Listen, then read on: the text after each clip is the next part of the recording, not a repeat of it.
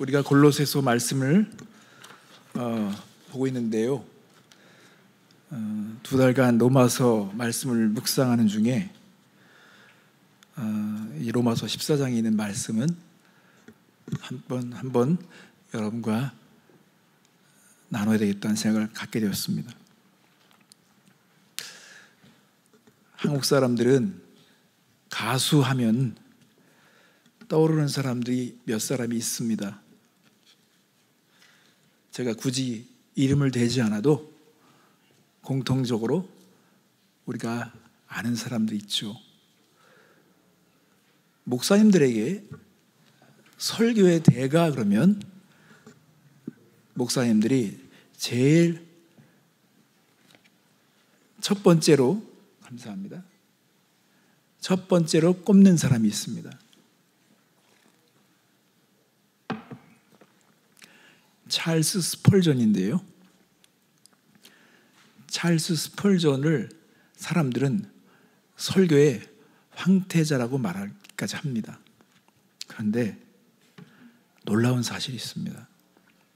저도 사실은 이 부분 때문에 엄청 당황했습니다. 찰스 스펄전 목사님이 시가를 피웠습니다. 여러분 시가가 뭔지 알죠? 그냥 담배가 아니라 이렇게 정말 굵은 씨가 그거를 피웠던 거예요. 그래서 당대에 또 훌륭한 설교자였던 조셉 파코라는 목사님이 스펄전 목사님을 이해할 수 없다. 그렇게 설교를 잘하는데 어떻게 씨가 문제 하나 해결을 못하느냐. 근데 그러니까 스펄전 목사님이 조셉 파커 목사님의 약점을 또 공격합니다. 그 당시는 극장에서 연극을 보러 가는 것이 약간 세속적인 개념이었던 것 같아요. 조셉 파커 목사님이 극장에 가서 연극을 보는 그런 취미가 있었는지 스펄전 목사님이 난 이해할 수 없다. 어떻게 목사가 돼가지고 극장에서 연극을 보느냐. 서로 계속 끝이 나지 않는 그 논쟁을 했다는 그런 기록이 있습니다. 여러분, 우리는요, 우리의 삶에 애매한 것들이 참 많습니다. 제가 어릴 적에 처음 커피를 접했을 때 그 어른들의 표정을 확인할 수 있었습니다. 그 당시에는요, 커피를 먹는 것 자체가 마치 담뱃재를 씹는 것 같은 느낌이었습니다. 그 씁쓸한 것을, 옛날에는 지금과 같은 커피의 개념이 없었어요. 그냥 다 무거리 커피예요. 그래서 사람들이 커피를 마시면서도요, 약간 깨림직한 마음을 가졌습니다. 이거 내가 잘하고 있는 건가? 마치 담배를 먹는 것 같은 느낌? 그래서 목사님이 저희 집에 신방 오셨을 때, 목사님이 커피를 드셨을 때 제가 자유를 얻었습니다. 또 다른 분들도 같이 그것에 대해서 같은 마음을 갖게 되는 것을 확인할 수 있었습니다. 여러분, 제가 나중에 스펄전 목사님에 대한 얘기를 더 하겠는데요, 우리는 남자가 귀걸이를 하거나 또 머리를 물들이는 거나 이런 것들이 한때 사람들에게 뭔가 따가운 시선을 받은 적이 있습니다. 술 문제, 담배 문제, 요즘은 타투, 귀걸이, 피어싱.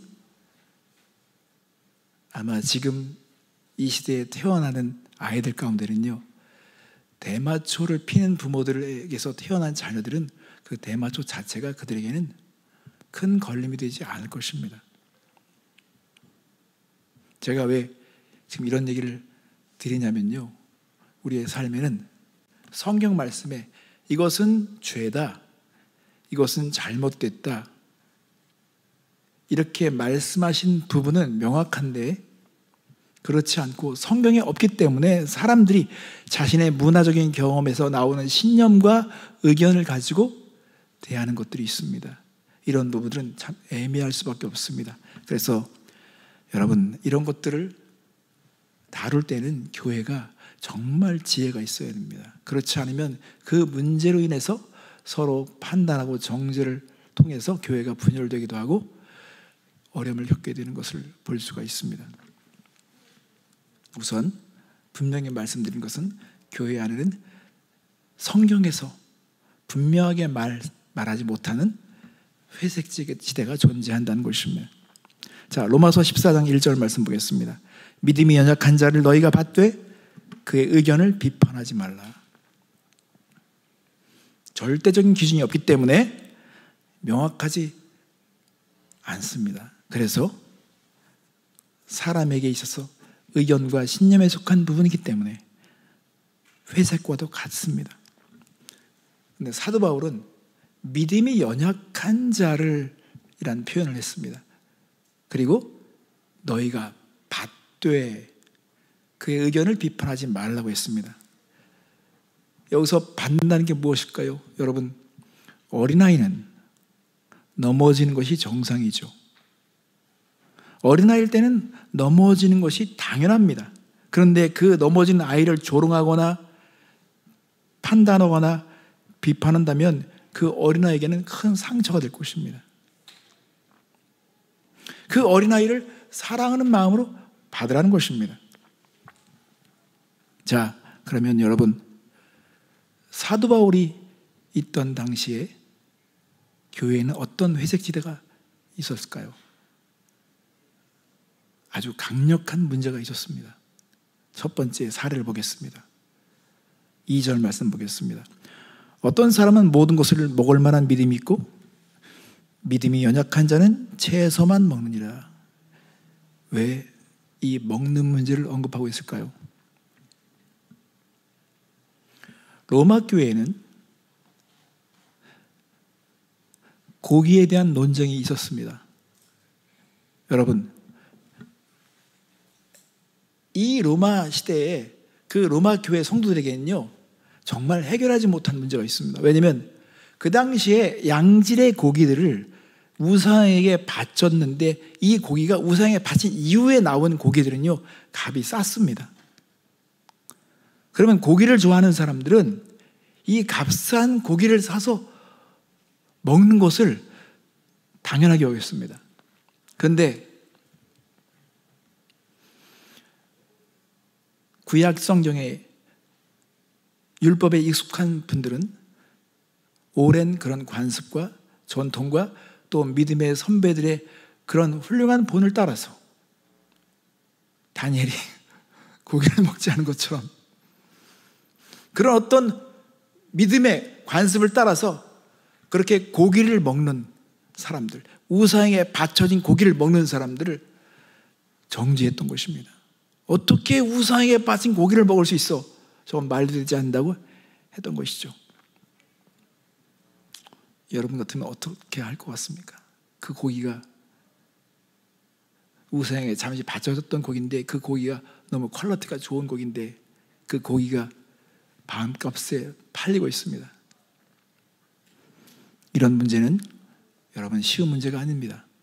그래서 어떤 사람은 모든 것을 먹을 만한 믿음이 있고 믿음이 연약한 자는 채소만 먹느니라. 이 채소만 먹는 베지터리안들은 되게 기분 나쁠 것 같아요. 마치 믿음이 없는 사람처럼 그렇게 평가되는데 여러분, 바울이 차라리 확실하게 정리해 줬으면 얼마나 편했겠습니까? 먹지 마, 뭐 이렇게 정리해 줬으면 좋았을 텐데 바울도 해결할 수 없는 문제가 바로 이런 회색지대에 속한 것입니다. 이것은 사람이 무 자르듯이 딱 자를 수 없는 것이, 어린이는 넘어지면 안 돼 라고 말할 수 없는 것처럼 회색지대에는 그 지대만이 가지고 있는 고유한 특성이 있기 때문에 이것은 우리가 영적인 성숙함과 지혜로 대하지 않으면 이것이 큰 문제가 될 수밖에 없는 것입니다. 그래서 우리는요, 그 상황에서 판단하기 이전에 우리는 중심을 보는 것이 중요합니다. 자, 3절 말씀 보겠습니다. 먹는 자는 먹지 않는 자를 업신 여기지 말고 먹지 않는 자는 먹는 자를 비판하지 말라. 이는 하나님이 그를 받으셨습니다.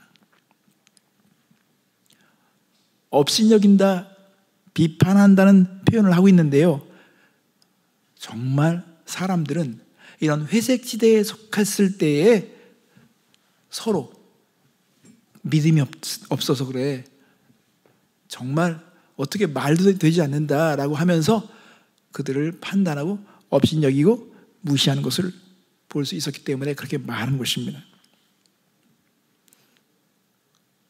우리는 판단자가 되기를 좋아하죠. 이 판단자가 되기를 좋아하는 데 있어서는요, 근본적인 동기가 있습니다. 첫째는 타락한 본성이 작용할 때가 있습니다. 왜냐하면 사단은 자기가 판단자가 되고 싶어 합니다. 내가 옳고 그름을 내가 판단해 줄게 라고 생각하는 그런 본성이 있습니다.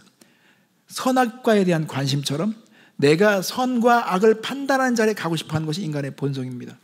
또 하나는 사람은 고통을 경험하면 나만 경험하기를 원치 않고 다른 사람도 똑같이 경험하기를 원하는 그런 본성이 있습니다. 여러분, 그래서 고린도전서 8장 8, 9절을 말씀해 보면 음식은 우리를 하나님 앞에 내세우지 못하나니 우리가 먹지 않는다고 해서 더 못 사는 것도 아니고 먹는다고 해서 더 잘 사는 것도 아니니라. 그런즉 너희의 자유가 믿음이 약한 자들에게 걸려 넘어지게 하는 것이 되지 않도록 조심하라고 했습니다. 이 말이 참 의미가 있습니다. 우리가 먹지 않는다고 해서 더 못 사는 것도 아니고 먹는다고 해서 더 잘 사는 것도 아니다. 너의 자유가 믿음이 약한 자들에게 걸려 넘어지게 하지 않는 것이 돼야 된다. 그러니까 조심하라고 말하고 있습니다. 사도 바울은 4절 말씀에 더 구체적으로 쐐기를 박습니다. 남의 하인을 비판하는 너는 누구냐? 그가 서 있는 것이나 넘어지는 것이 자기 주인에게 있음에 그가 세움을 받으리니 이는 그를 세우시는 권능이 주께 있습니다. 우리 모두는 다 넘어진 경험들이 있습니다. 실수한 경험들이 있습니다. 실패한 경험들이 있습니다. 실패를 통해서 배우고 그때의 교훈을 간직했으면 그 실패가 아주 값진 것이죠. 내가 실패했을 때 기다려주고 용납해주고 이해해줄 수 있는 사람이 있으면 얼마나 고맙습니까? 여러분, 우리는 실패를 통해서 배웠습니다. 넘어진 경험들이 있습니다. 그래서 성숙한 자로 세워질 수 있었습니다. 나도 그랬다면 누군가가 넘어졌을 때, 실패했을 때 기다려줄 수 있는 여유가 있고 믿어줄 수 있는 그런 믿음이 있어야 됩니다. 업신여기고 비판하고 정죄해서는 안 된다는 것입니다. 왜? 하나님이 나를 그렇게 기다려 주셨기 때문에, 내가 넘어졌을 때 나를 세워주셨기 때문에, 우리가 가지고 있는 생각의 질서에 대한 개념이 있습니다. 저 사람은 반드시 망할 거야. 저 사람은 하나님께서 벌하실 거야. 저 사람은 반드시 무슨 문제가 닥칠 거야. 이런 생각을 우리는 은근히 가지고 있습니다. 여러분, 하나님은 그런 생각들을 다 무너뜨려 버리십니다.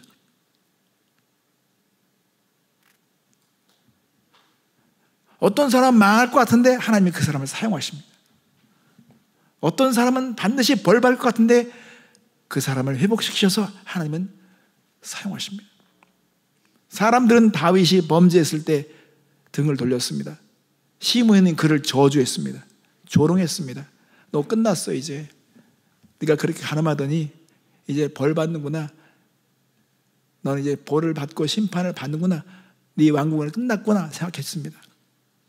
그러나 하나님은 다윗을 다시 세우셨습니다. 여러분, 그래서 사도 바울은 하나님의 신실하심에 대해서, 하나님의 은혜와 자비에 대해서 지금 말하고 있습니다. 채식주의면 어떠냐? 육식주의면 어떠냐? 그걸 가지고 업신여기고 비판하고 판단하지 말라는 것입니다. 자, 그럼 두 번째 회색지대에 대한 사례를 보겠습니다. 5절 말씀 보겠습니다. 어떤 사람은 이 날을 전날보다 낮게 여기고 어떤 사람은 모든 날을 같게 여기나니 각각 자기 마음으로 확정할지니라. 초대교회 때 또한 이 날짜에 대한 문제가 아주 크게 갈등으로 대두되었습니다.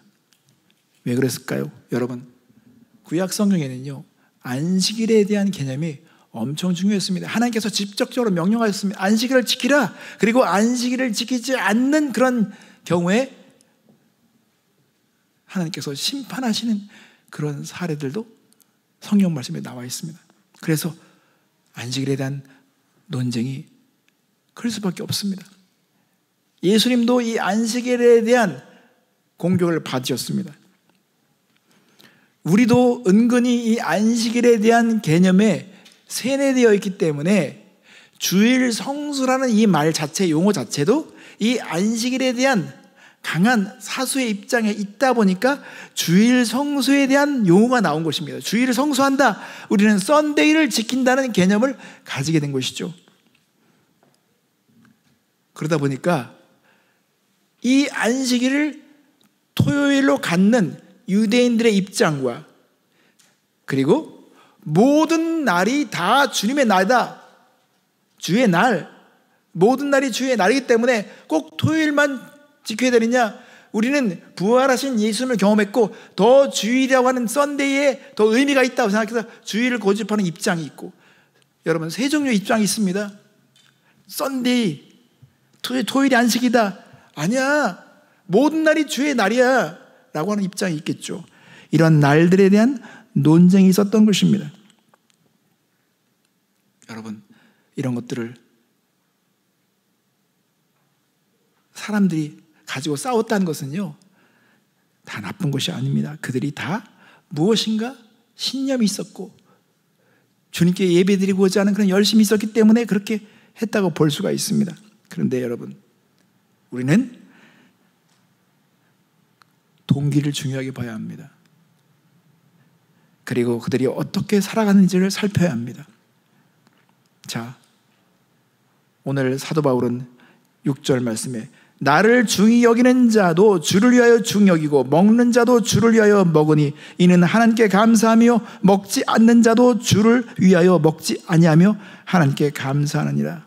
여기서 주를 위해라는 표현을 보십시오. 주를 위해 한다, 주를 위해서 한 것이다.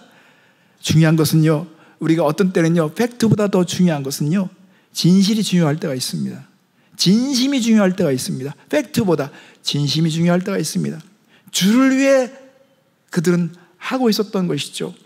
자, 예를 들면 결혼 축가에는 어떤 장르의 노래를 불러야 하느냐, 누구도 그것은 판단할 수가 없습니다.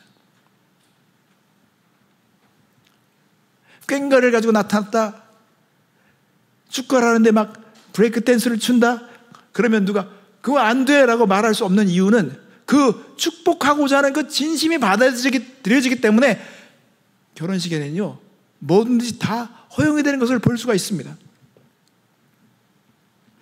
그렇구나, 주님을 위해서 저들이 저렇게 하는 거구나. 그렇다면 간호사로 근무하는 사람이 주일날 근무에 대해서, 썬데이의 근무에 대해서 주일 예배를 빠졌습니다. 그러면 그런 사람을 우리는 정죄할 수는 없는 것입니다. 교회 오다가 사고가 나서 주일 예배를 지키지 못했습니다. 그러면 그 사람은 우리가 판단하거나 비판해서는 안 되는 것이죠. 어떻게 주일을 빠질 수가 있어? 그렇게 말할 수 없는 것처럼 보다 더 성숙하고 자유로운 입장이라 한다면 모든 날이 주의 날이다, 월요일도 주님의 날이다, 화요일도 주님의 날이다, 수요일도 주님의 날이다, 금요일도 주님의 날이다, 모든 날이 주님의 날이다, 한 날만 고집해서는 안 된다라는 입장도 있는 것입니다. 그렇다면 그 모든 생각은 자기가 가지고 있는 신념과 어떤 의견에 속한 것이죠. 그런데 그것이 다 진짜 주님을 위해서 나온 생각이냐 아니냐, 이것을 우리는 생각해 봐야 하는 것입니다. 그런데 정말 주님을 사랑하고 교회를 사랑하고 예배를 좋아하고 주의 날을 사모하는 사람이라고 한다면 왜 보고 싶은 사람이 없겠습니까? 왜 공동체를 사모하지 않겠습니까? 왜 함께 예배하는 것을 그들이 싫어하겠습니까? 그냥 우리가 함께 날이 정해지면 그날 함께 모여서 예배하는 것 자체로 우리는 만족할 수 있겠죠. 그런데 혼자서 다른 날 예배하면서 이날도 주의 예배니까 나는 혼자 집에서 예배 드리겠다라고 하는 생각을 우리는 판단할 수 없죠. 그러나 그것은 좀 더 이상한 생각이라고 볼 수가 있겠죠. 자연스럽지 않다고 볼 수 있는 것입니다.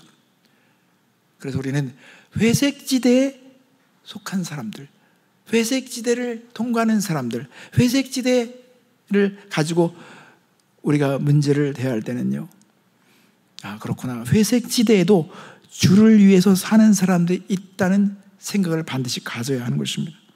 자, 7절 8절 말씀 보겠습니다. 우리 중에 누구든지 자기를 위하여 사는 자가 없고 자기를 위하여 죽는 자도 없도다. 우리가 살아도 주를 위하여 살고 죽어도 주를 위하여 죽나니 그러므로 사나 죽으나 우리가 주의 것이로다. 어쩌면 이들은 주를 위한 믿음이 있었기 때문에 차이가 생긴 것일 것입니다. 주님을 위한 신념에 차이가 있었던 것입니다. 우리는요, 부유한 마음을 갖는 것이 중요합니다. 부유한 마음. 어떤 부유한 마음을 가질 수 있을까요? 어떤 사람은 우리는 예수님께서 우리의 삶을 풍성케 하기 위해서 오셨어. 진리가 우리를 자유케 하기 위해서 오셨어. 우리는 맛있게 고기를 먹으면서 이 풍요로움을 누려야 되라고 말하는 사람이 있어요. 어떤 사람은 수도원에서 지내면서 우리는 자신을 부인해야 돼. 날마다 십자가를 져야 돼. 라고 하면서 수도원적인 신앙생활을 하는 사람이 있습니다.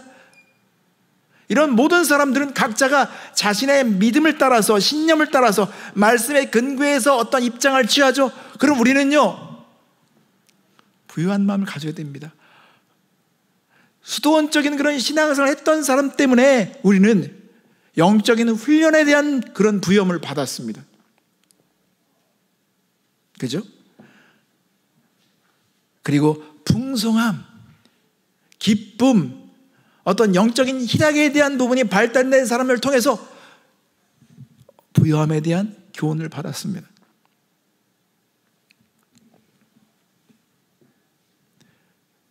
미국의 유명한 목사님 중에 한 분은 기독교 쾌락주의자로서 모든 것을 기쁨으로 해석하시는 목사님이 있습니다. 근데 저는 그분의 글을 읽으면서 새로운 관점을 얻었습니다. 와, 그렇구나. 이렇게 볼 수가 있구나.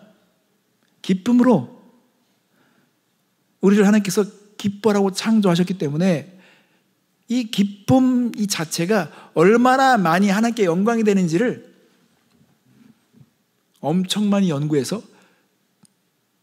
저는 그분의 글을 통해서 많은 유익을 얻게 되었습니다. 그러므로 우리는 모든 것을 다 받을 수 있습니다. 판단한 것이 아니라 그 안에 있는 가장 좋은 점을 다 받아서 누릴 수가 있습니다. 자, 9절과 10절 말씀 보겠습니다. 이를 위하여 그리스도께서 죽었다가 다시 살아나셨으며 곧 죽은 자와 산 자의 주가 되려 하심이라. 내가 어찌하여 내 형제를 비판하느냐, 어찌하여 내 형제를 업신여기느냐. 우리가 다 하나님의 심판대 앞에 서리라. 사도 바울은 우리가 다 심판대 앞에 서리라는 말로써 우리가 이제 이런 회색지대를 바라보는 입장을 이제 그리스도의 심판대 앞에 초대합니다. 여러분, 우리가 심판자가 아니라 주님이 심판자라는 입장이기 때문에 주께서 이것을 반드시 심판하실 것이며 거기에 대해서 주께서 말씀하실 거라는 것입니다. 그래서 우리는요, 주님께서 어떻게 인도하시기 원하십니까? 주님의 생각은 무엇입니까? 라고 묻는 입장에 대해야지 우리가 그건 안 돼, 하나님 저들을 막아주세요, 저들을 심판해 주세요 라고 말해서는 안 된다는 것이죠. 주님, 이 부분에 대해서 주님이 판단해 주셔야 합니다 라는 것이죠. 자, 그럼 여러분, 우리가 이 회색지대에 어떤 자세로 임하고 어떤 지침을 따라야 할 것입니까? 사도 바울은 이 부분에 대해서 아주 중요한 얘기를 하는 것을 볼 수 있습니다. 11절 말씀 보겠습니다. 기록되었을 때 주께서 이르시되 내가 살았노니 모든 무릎이 내게 꿇을 것이요 모든 혀가 하나님께 자백하리라 하였느니라. 여러분, 사도 바울은 기록되었을 때 주님께서 말씀하시는 것입니다. 내가 살았노니 모든 무릎이 내게 무릎을 꿇을 것이요 모든 혀가 하나님께 자백하리라 하였느니라.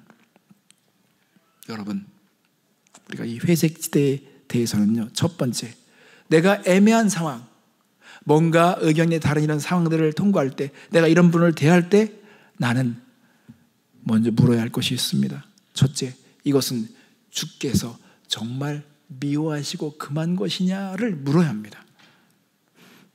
두 번째 물을 것은 주님께서 정말 축복하실 수 있는 것이냐, 내가 이것을 놓고 주님께 축복을 구할 수 있는 것이냐를 물어야 합니다.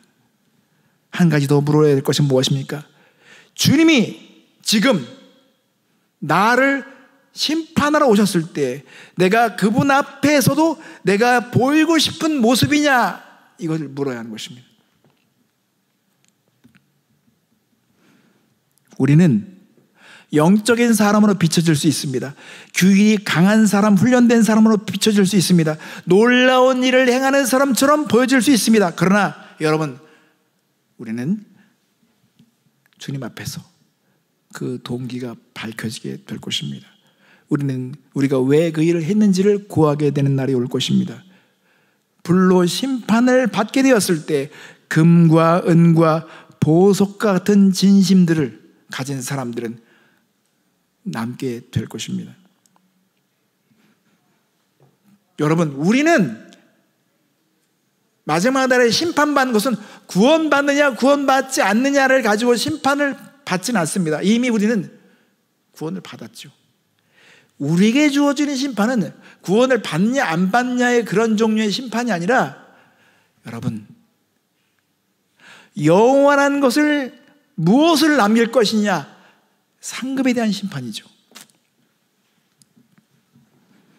그래서 여러분, 우리는요 정말 의미심장한 심판이 기다리고 있는 것입니다. 찰스 스펄전 목사님은요, 시가를 피우던 어느 날 런던 타임즈에 광고를 보고 충격을 받았습니다. 런던 타임즈에 스펄전 목사님이 피우던 씨가 이거를 광고하게 된 것입니다.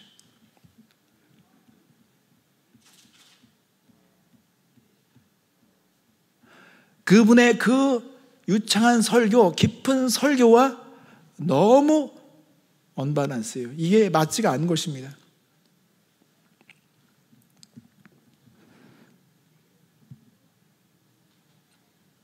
스펄전 목사님은 그 이후에 시가를 끊게 되었습니다. 여러분, 우리는 어떤 관점이 바뀌면 태도가 바뀌게 돼 있어요. 그리고 행동이 바뀌어지게 돼 있습니다.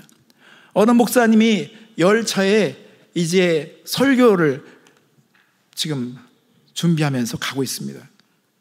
가고 있는데 옆에 어린애가 계속 귀찮게 해서 막 소리 지르고 막 아주 방해하는 거예요. 그러니까 그 아이를 데리고 있는 어떤 자매에게 저 아이 좀 제발 좀 관리 좀 잘하자고, 엄마면 애를 좀 잘 관리하라고 따끔하게 얘기를 했습니다. 그랬더니 그 자매가 저 엄마 아닌데요? 그럼 엄마 어디 있어요? 엄마는 저 옆에 있는 화물칸에 관에 있습니다. 지금 그 어머니가 관에 있어서 지금 무치오로 가고 있는 상황인데 이 아이는 뭣도 모르고 지금 저렇게 막 뛰놀고 있는 것입니다. 그러니 목사님이 엄청 죄송하고 후회되고, 이 아이를 생각하면 너무 불쌍하잖아요. 관점이 딱 바뀌니까 그 아이의 그런 모습 자체가 자기에게 바도가 되지 않는 거예요. 그냥 그 자체를 놓으면서 그래, 제가 이때 이런 자유함을 갖게 되는구나. 이것처럼 어떤 관점이 바뀌었을 때는요, 우리의 태도가 바뀌게 되잖아요. 그것처럼 이 회색지대에 우리가 정말 애매한 이런 문제들을 놓았을 때 관점이 바뀔 수 있다면 그건 자연스럽게 해결되겠죠. 그러나 누가 그러면 안 돼라고 하거나 판단하거나 업신여기면 도리어 더 강화되게 되어 있습니다. 자존심 때문에라도. 제가 글을 읽었는데요, 예전에는 수요를 하거나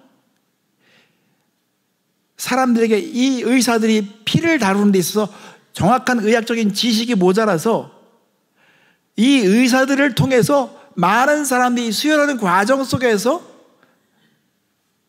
바이러스에 전염돼서 죽은 사람이 그렇게 많다는 것입니다.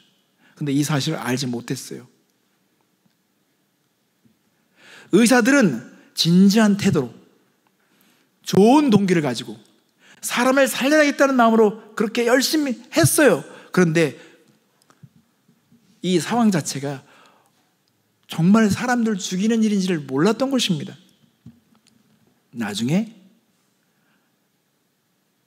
피로써 사람들이 이 수혈하는 과정에서 또 피를 다루는 데 있어서 뭔가 의학적인 지식이 부족했기 때문에 사람들이 많이 전염으로 죽었다는 걸 알게 된 이후에 이제는 의사들은 그 부분에 대해서 되게 엄격하게 다루죠. 이처럼 여러분, 이 회색지대에는 우리가 얼마나 깨어있는가, 얼마나 성숙한가, 얼마나 지혜로운가, 얼마나 주님의 마음을 가졌는가, 이것이 되게 중요한 것입니다.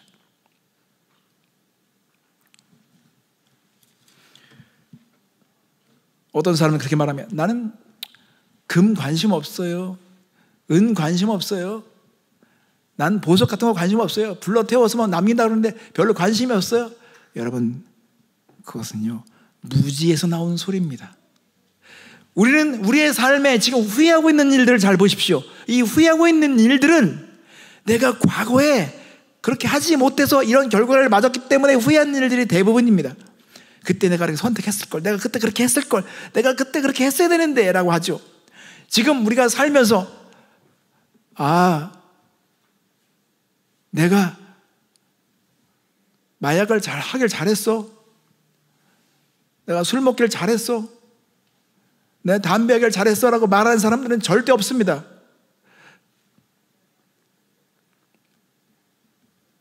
인생에 주어진 결과를 보면서 사람들은 다 후회하는 이유들이 과거에 내가 그렇게 했어야 되는데, 이렇게 했어야 되는데를 놓고 사람들은 고민하죠. 그것처럼 여러분, 성경에서 말하는, 사도 바울이 말하는 이 금은 보석에 대한 이런 것들은요 그냥 단순한 우리가 만나는 그런 금은 보석에 대한 개념이 아닙니다. 영원히 표현할 수 없는 하나님의 무한한 영광, 사람이 표현할 수 없는 무한한 영광을 영원히 지속되는 그 결과를 우리가 결정하게 된다는 것입니다.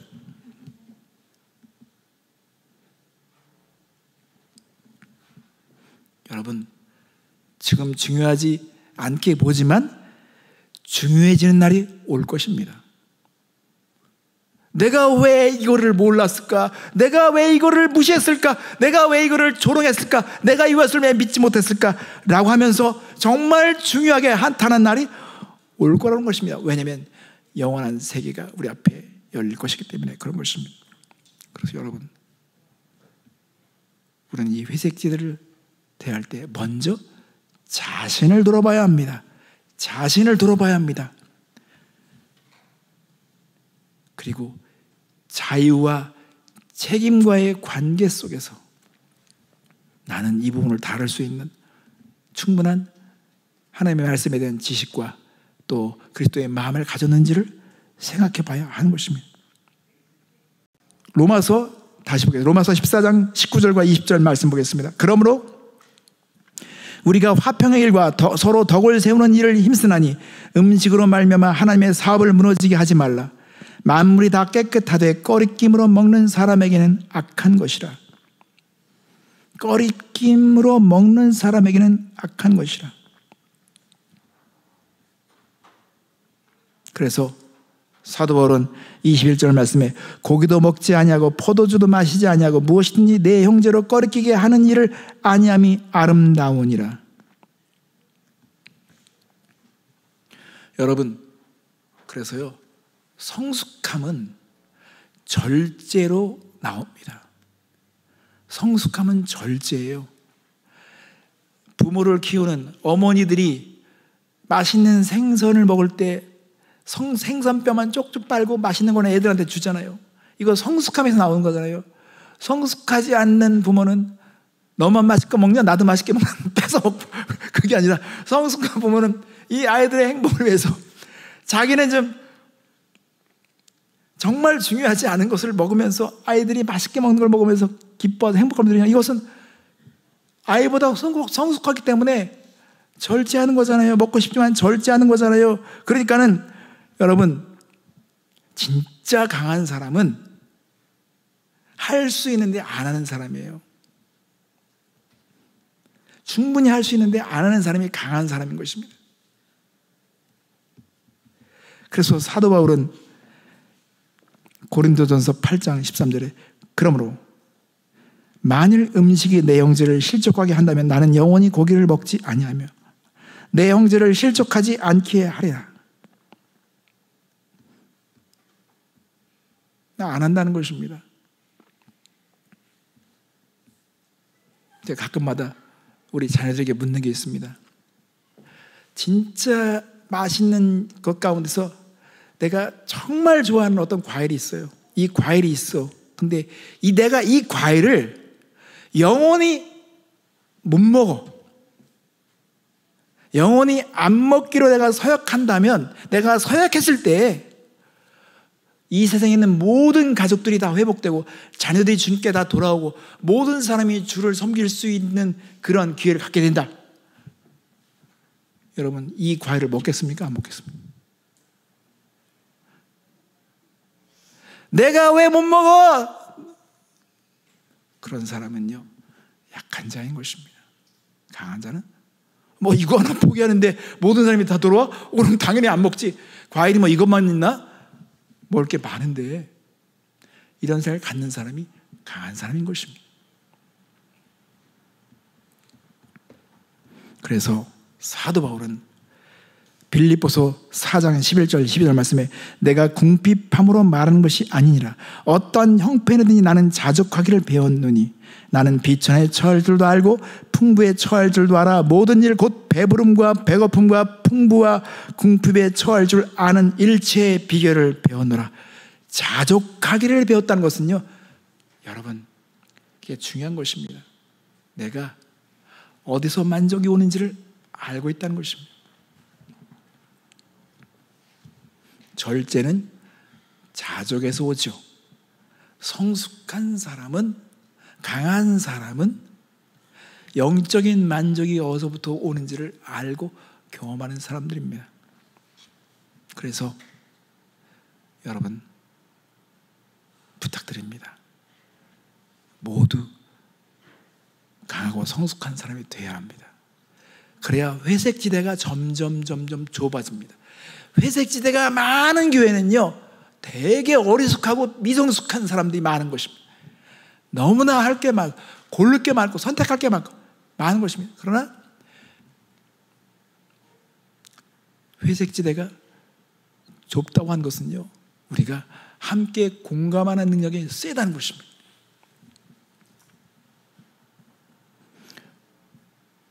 이런 말씀도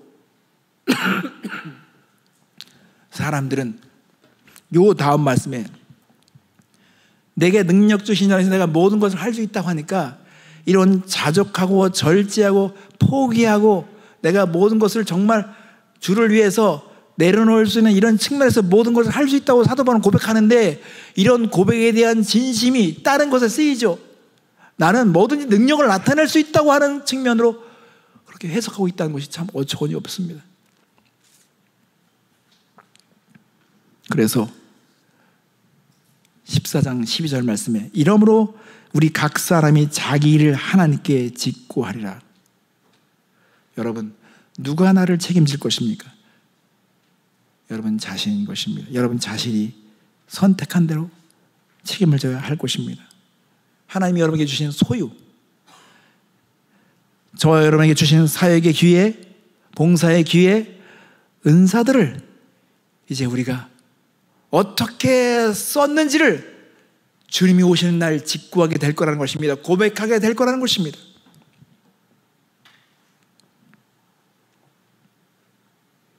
그래서 로마서 14장 22절에 내게 있는 믿음을 하나님 앞에서 스스로 가지고 있으라. 자기가 옳다는 바로 자기를 정죄하지 아니하는 자는 복이 있도다. 성도 여러분, 영원히 지속될 것을 위해서 사십시오. 영원히 지속될 큰 그림과 비전을 가지면서 우리는 의미를 찾아가야 하는 것입니다.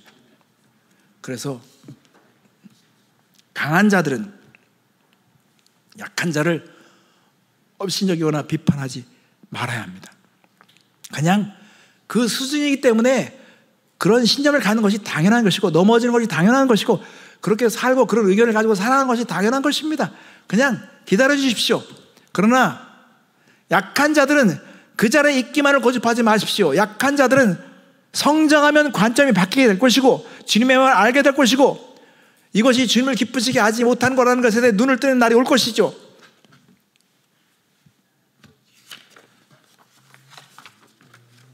하나님은 우리에게 말씀하십니다. 우리 모두가 다 계속 성장해야 합니다. 성장해야 우리는 이 회색지대에 걸려 넘어지지 않게 될 것입니다. 그리고 하나님의 뜻을 저버리는 일을 계속한다는 사람들은, 여러분, 그것은요 마치 이 고무줄의 이 세기만큼 주님을 떠나서 멀리 가 있잖아요. 그러면 오랜 세월만큼 멀리 간 만큼 이 세기의 강도가 강해져서 우리를 세게 내려치게 될 것입니다. 그렇게라도 하나님께서 고쳐주시면 다행이죠. 그래서 아임교회에 살아가는 성도들은 이 회색지대를 바라보는 이 지혜가 계속 활용되어서 누군가 우리 앞에서 나타나서 막 정죄하거나 판단하거나 업신여기면 우리는 이 말씀을 가지고 권면할 수 있는 사람이 되어야 되며, 우리가 스스로 강한 사랑으로 우뚝 서 있어야 할 것입니다. 그것이 오늘 주님께서 우리에게 바라는 마음이라고 믿습니다. 함께 기도하겠습니다.